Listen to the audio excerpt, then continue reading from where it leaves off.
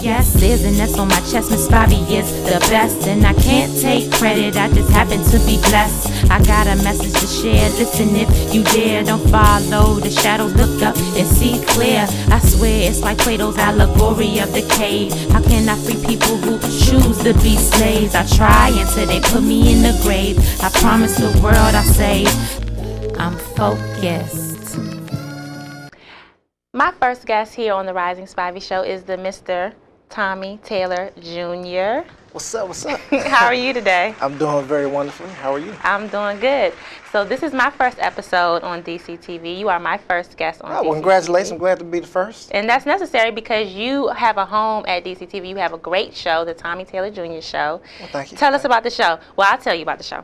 The show is hilarious and it's clean. And that's one of the things that we, of course, try to do at the Rising Spivey Show because my daughter is normally here. She's 6. I don't like to have a lot of madness or cover topics that would not be okay for her ears. So it's good for the family, and your show is as well. So tell us about it. I'm sorry. Yeah, well, the Tommy Taylor Show is a sketch comedy show filmed right here in the DC metro area. Features a lot of local actors and comedians, and some like people from out of the town, from around the country, touring comedians, things like that. It's just a lot of fun, original comedy. We do a lot of skits, a lot of crazy things, do in the street stuff. And one of the real popular things are the music video remixes. We take a lot of the popular songs and kind of remix them a little bit and put a little funny twist on them. What was one of them you did? We did Drake's song, You Fancy Huh? We did Oh You Ashy Huh? Oh you ashy huh? Oh you ashy huh? Oh you ashy huh? Oh you ashy huh? Okay. You know, so the people struggle with ashiness, you know, so they can have a song to relate to. Too. Right, you know. You're doing it for the people. Yeah, some people aren't fancy, you know, just a little ashy. Just ashy. Okay, so tell us, how did you get into this? Because you're an actor, you're a comedian. So how did you into the entertainment world? Well, I think I always wanted to, you know, perform and entertain people. I used to. It sounds kind of crazy, but when I used to be around the house, and I used to think there was an audience there watching me, so I'd be doing little funny things. And that does sound a little crazy. Yeah, so I've been to counseling and everything, and I'm here. I'm still with you, and you know. But actually, I started. So I always wanted to do acting. I'm more funny naturally as visually telling a joke. So like that's why doing the TV show is a great fit for me. But also I branched out into doing stand-up. That's been going very well. Been going around the country performing and things like that. Done a lot of different TV shows on Conan O'Brien. A lot of different things. You've done stand-up on Conan O'Brien? Yeah. Well, actually, I did a sketch on Conan O'Brien. I mean, you've been on The Wire. What else? You have a decent resume going for yourself. Yeah, I've been fortunate enough to do a lot of different things. You've done a whole bunch. I mean, and that's why I want you on the show. Also, so you could welcome me onto DCTV. Hey, what's up, DC? But also to kind of describe the business behind it all, because you know I can say I'm an actress and I do sketches here and there, but you obviously are very good at taking care of business, getting yourself out there on a professional level. What advice would you give to the aspiring actors and actresses in the DC area? Well, I guess. Well, personally, my first advice is one to be keep God first in everything you're doing. That's kind of been a pivotal thing for me. It's in my comedy, I don't curse and things like that, and then in my acting stuff, I try to keep the same as well. So that's been a big area for me. And secondly, I would say just go out and do as much as you can. Just go ahead and do it. A lot of times people are like hesitant to do different things, but once you go out there and do it, you get something out there, you never know what's going to come from that. And like even with the show, I met I was out, we just got a couple of friends together, we were out there shooting. We were out in some of the festivals doing different little skits there. Actually met my partner now, Dwayne Ayers. He had a company, and then we kind of combined forces and to bring do the show even better. That was just kind of been out there. Got interview from in Paris. They have a TV station out in Paris, France, and actually throughout Europe. I was actually they were doing a documentary on African Americans in television, and I was one of 7 African Americans in television they interviewed all for the the show. way in Paris. Yeah, and like among Kathy Hughes, for TV One, Radio One, and somehow I was included in there. And not to really say anything about me doing anything that great, but I think, you know, as an artist, just being able to do something. Once you put something out there, you never know what's going to come from it. And that's like, you know, prime example. Yeah, so you're saying just get started. Yeah, just get started. Do what you can, you know. How did you get started? In acting or? Whatever, after you were walking around the house and talking to your fake audience or your imaginary audience, what was the first step? What did you? Well, the first step, I think, just kind of go and take action. For the acting side, you know, I went to school. Actually, I did a major in engineering, but also did performing arts as well. I went to go get an agent, and I think that's the first thing you do. I got, you know, I try to keep all my business thing in line, so I, you know, got my headshots and resume, all the kind of stuff you're supposed to do. I went and saw some agents, you know, was able to get with different casting agencies and things like that. That got me a lot of, you know, auditions and work and things like that. As far as the TV show, it was just the thought, like, I wish I had my own TV show. So I had a camera, you know, I'm very good with the computer, so, you know, we just started putting stuff. Now I create ideas, got some of my friends together, we would shoot different things, and then I packaged it in like a TV show format, you know, created my own theme song. I was singing on it. I wasn't that great as a singer, but, you know, Can you give us a demo? It was catchy. Can I hear that? The Tommy Taylor Show, Tommy Taylor that's Show. the one you have now, right? Yeah. So that's nice. I thought that's a good one. Yeah, well, actually, the one now, I got my man Snooky Stocks. He's a producer and recording artist. He's singing on there, but yeah, but that was kind of an inception of it. But yeah, it was just a matter of just, you know, getting some stuff together and doing what I could, and you know, met a lot of great people along the way. You got the Tommy Taylor girls. Yeah, the Tommy girls, very beautiful young ladies, talented also. That actually, the Tommy girls I did came from. I had a lot of friends of mine who were like models and actors and things like that. And actually, the whole backbone of the show, the Tommy Taylor Show, is to kind of be a platform for a lot of the, you know, local artists and things like that, wanting the chance to, you know, hone their acting skills and the comedy and, you know, a place where we all can shine. And so I wanted to create this vehicle so we can do that. And so, you know, I invite a lot of my friends that do comedy with to be on the show. You'll see them there. And then we just started, I had a couple of my friends, we did a couple of small auditions, got a small group of the Tommy girls together. And they're really like actresses on the show, but they kind of do like model and everything as well. Try to give them, you know, full kind of like, you know, well-rounded. They do well. They're good, yeah. And then we actually, when we kind of relaunched the show in our new format, we had a casting call. We had like ladies from all over the country, like from Canada, LA, from Florida. It was kind of overwhelming, but that just, again, to show you like what can come from just putting something out there. And you never really know how what people you affect. Sometimes people come up to me and like, hey, I seen this show, like, you know, I loved it, this and that, and, you know, and sometimes you don't really feel that you're doing like what you know, being at the place you want to be at. But then when you see like, you know, some people that you may really touch them, made them smile, you know, from what you created, you know, definitely lifts your spirits up. And that should make sure you keep going too. Right. Tells you. Thank you so much for being here. I'm sure somebody is inspired by your message. We're gonna keep God first, and then amen, hallelujah. check out his show, because you're in Virginia, DC. Prince George's County, Montgomery County, yes, ma'am. And I heard you say ABC? Yeah, we were on ABC. A little while ago, we stopped now. We're on one of the substations on ABC, and hopefully get back on there soon. And, yeah, you know, absolutely. I'll go a little bit Well, you're further. growing, and they can find you online, because you guys are going to love the sketches that he has online. TommyTaylorJr.com. That's it. Check it out. Stay tuned.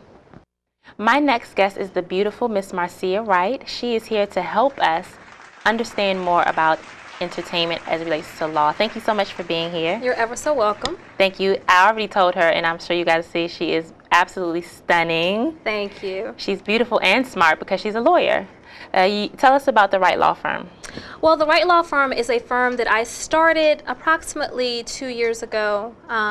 I branched off from a firm that I had before, and it is a firm. My office actually is in Alexandria, Virginia, but I practice in Virginia and DC. And I do a plethora of services. I'm a litigator, but I'm also a contract negotiator. And one of the things that I do is negotiate entertainment contracts and help musicians guide their career. Yes, and that's what we want to talk about today, because everybody, or a lot of people, are aspiring to do something. Model, rap, sing, dance. And that's all well and good, but if you want to make some money, you have to get your business right. And you talked about some ways that you can outline a plan or map out a plan to get there. Tell us about that.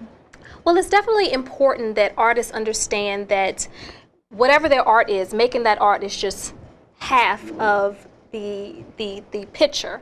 If you want to be an artist who also makes money, you have to get your business in order. In doing so, there's certain things that you need to consider. Number one, if you are an artist who is a member of a group, then you need to have internal agreements. You need to, if it's a band, you need to have band agreements. If it's a partnership, you need to have partnership agreements. It also is important that you establish a company. That may be the best way to handle business. An LLC, a corporation, or a partnership. That way you are appropriately funneling your money, you're handling your taxes, and so forth and so on. You're protecting yourself, you have liability protection. Once you have established agreements internally, you know, and you're making your music, then it is time to also establish agreements with third parties, and you have to also figure out what you're going to do with your project. So let's say, for instance, you're an artist, you are, you know, coming out with an album, and you are focusing on the do-it-yourself model, and you're going to release this album independently, and then you're going to go from there. Number one, you need to decide, okay, how am I going to finance this project? From what sources is this money going to come? Am I going to do it myself? Am I going to solicit for investors? And you need to talk to an attorney to discuss these things, because there are laws that apply to certain investments when it goes into a company. Once you lay all of that out, then you need to decide, okay, well, how am I going to market the album? What happens a lot with artists is that money is spent in creating the project, but there's no money earmarked for the extensive marketing efforts it takes to actually get your music out there. You know, you want to kind of catch the attention of fans, of publishing, of record labels, someone who's going to take your music or your art to the next level. So you need to figure that out. You need to, in this process, you need to work out, you know, a business plan. That would also help sort of funnel through this whole process. You need to talk to a lawyer to work out the different agreements you're going to have with producers, with anyone behind the scenes who's going to be. It's probably best to get all of that in writing. You need to get all of these things in writing. And you're doing it more so to protect your long-term interests. Let's say, for instance, one of your songs on your album happens to be a hit. Well, the problem that people have is that people come after hits, and everyone wants to collect. And so you definitely need to have every little thing, even if it's a short one-page agreement, everything should be in writing so that everyone is clear as to what they're getting paid, when they're getting paid, how they're getting paid, from what source. Are they taking a percentage of your album? You know, if it's something that is actually released and in record stores, are they work for hire? So are they taking money just straight out up front? Everyone needs to understand what the relationships are so there's no confusion. And when your business is in order, it attracts good things to you. It attracts good energy. It attracts people who want to invest and promote and build. One of the things that I do as an attorney is that I help artists build a team. You know, that's really important. A lot of artists don't understand what attorneys do. There's part of the role, you know, is negotiating contracts, figuring out what you need, creating them, negotiating with third parties. The other part is helping the artists work and maneuver around their team of people. You have road managers, you have business managers, you have your actual agent who goes out and manages your day-to-day business. And of course, you have all these other miscellaneous third parties to help put your music, your style, your art, everything together. So attorneys often are instrumental in making all of that work.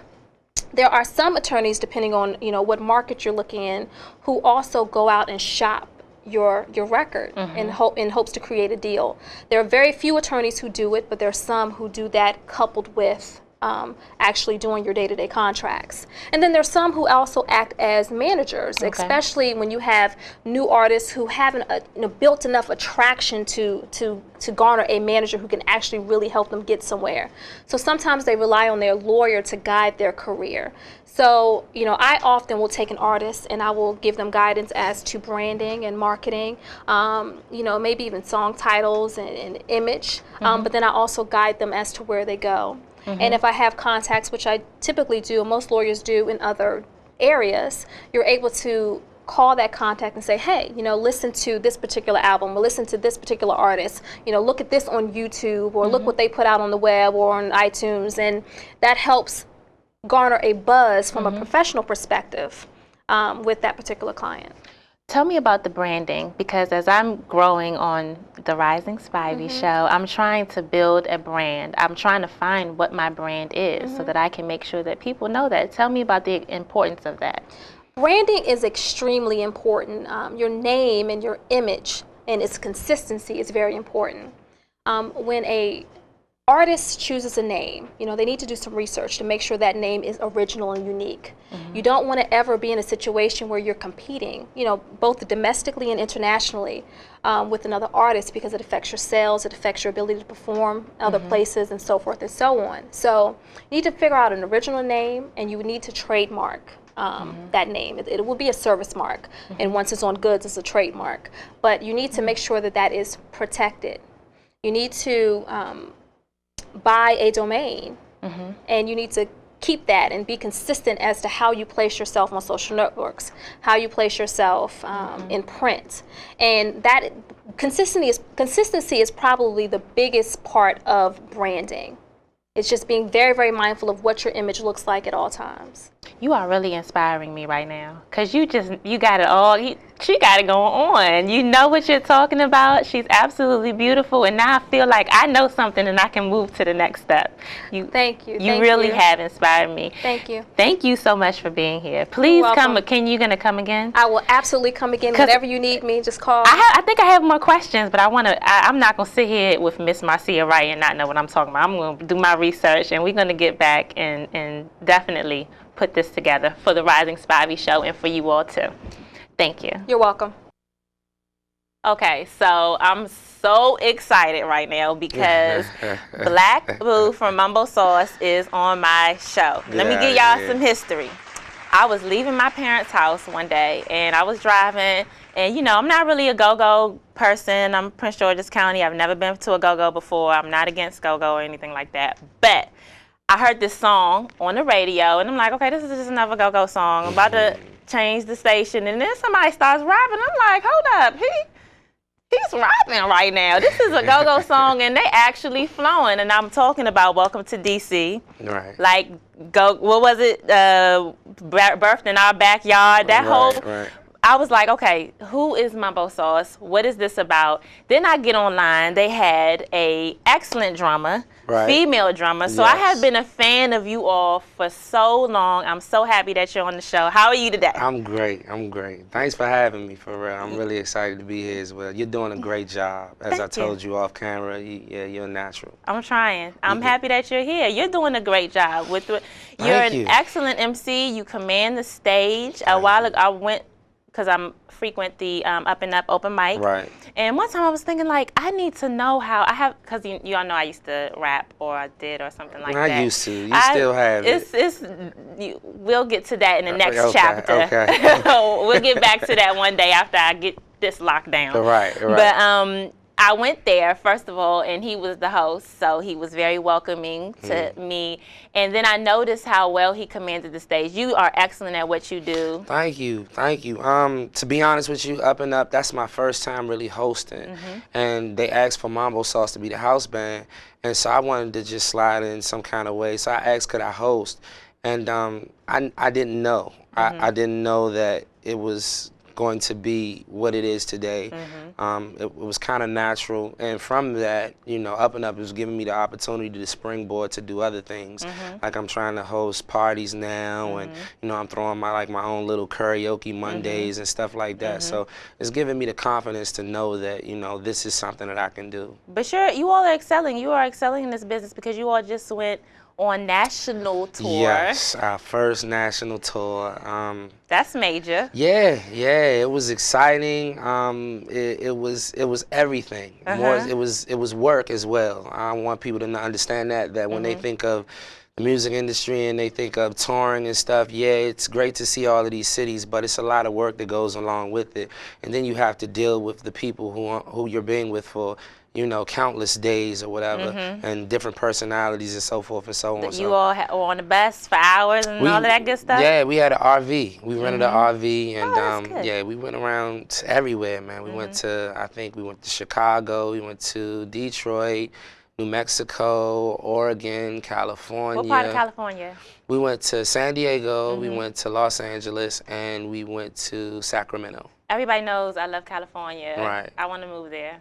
I'm going to Santa Monica one day. For real? I've been a couple times. With me and Kenzie have gone. I want to move there. It's a beautiful place. It is. One place that I really loved though was Colorado. Really? Out of the whole trip, Colorado was probably the best to me. Why is that? First, like when you tour, and this is another misconception of people who don't necessarily do it, but what you can look forward to is not really getting a chance to see all of these cities because you have like 5 shows in 6 to 7 days, and then you may get a, you know, 1 day off or so, but it's on to the next. So you get there, you sound check, you get something to eat, you perform, you have a little after party or whatever, meet your fans, so forth and so on. But then you have a 5-hour, 10-hour, maybe even 15-hour drive to the next city. So you don't really have time to enjoy all of the attractions that are in every different city or the things that makes the cities different.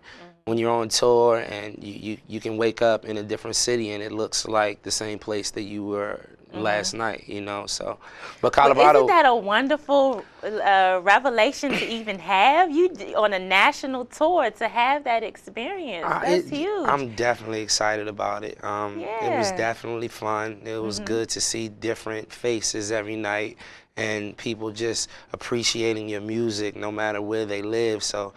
Yeah, it was a blessing. It was great. About you all's music, Go Go and Mambo Sauce. Not Right. exactly the same, on the same page. You all had do original music. First of all, I love you all CD. Thank you. I love She Just Wanted to Work. That's not the title though. Right, What was work the is title? the, Okay. is the title of it. I love that. That was one of my favorite songs, and of course, No Sleep, Right.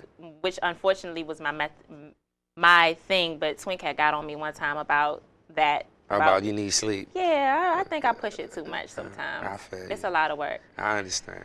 So the episode is about making it in the music business, the business behind the entertainment industry. Right. Rather, what advice would you give to aspiring entertainers? Because you all obviously got your business together because you were able to book shows nationally and get out there and do it. So how did you all grow into that?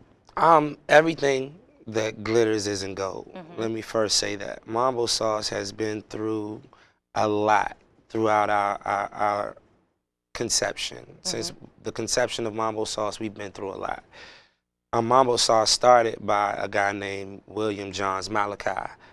He was our manager, and he was great at the business aspect of it. Somewhere down the line, we didn't necessarily see eye to eye, so we departed ways with each other. Since then, like, the business has been done by the band. Myself being a big lead in it, you know, Twink was also doing a lot of the business. We learn every day.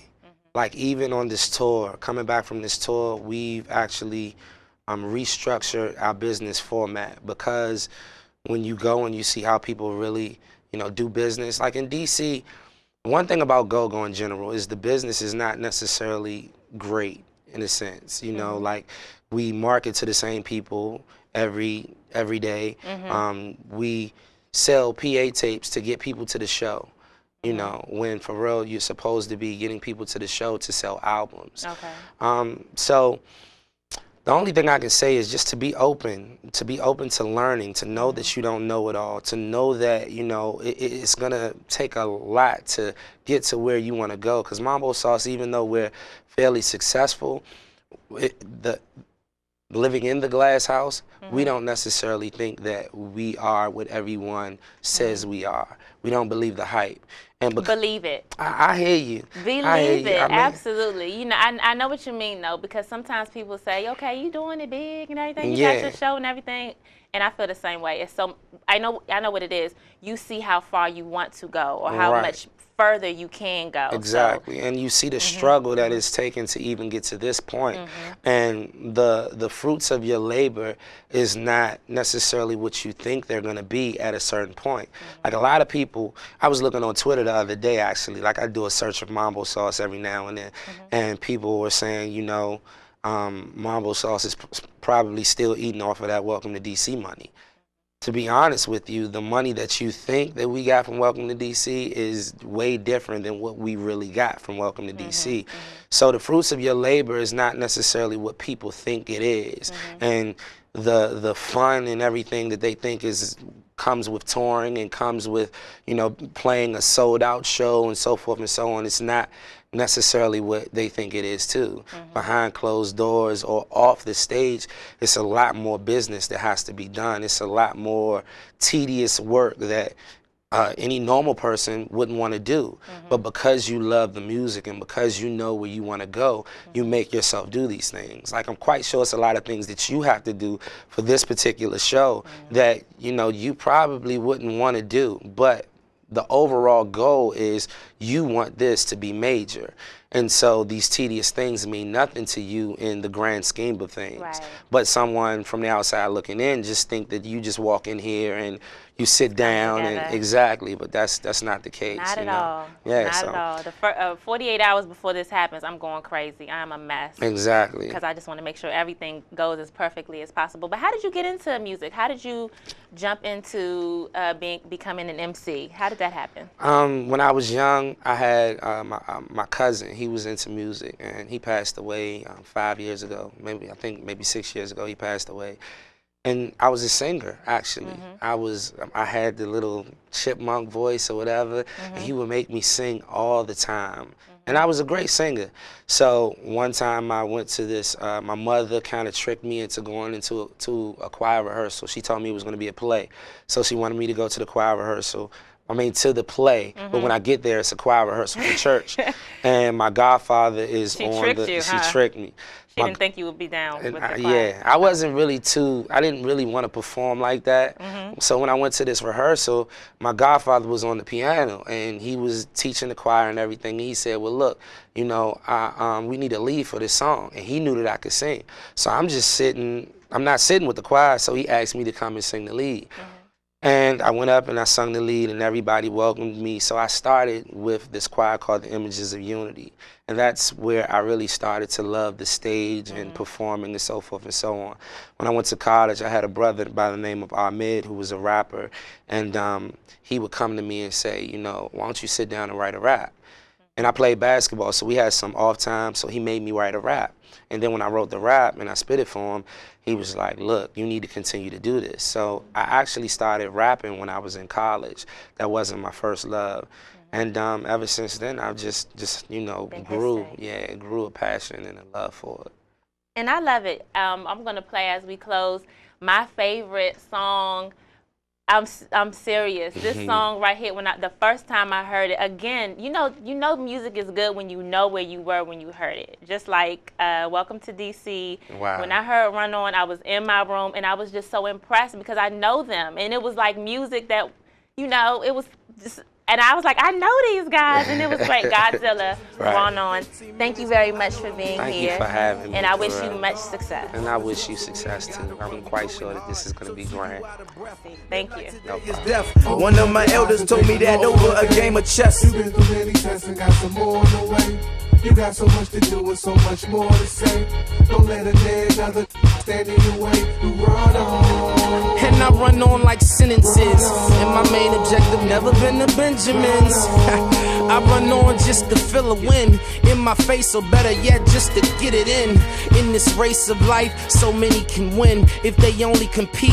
You know, move they feet, cause no progression is depressing. Appalling life cycle can make you bleed if you are menopausing. So I'm crawling, walking, jogging, hauling, catching up or I'm passing.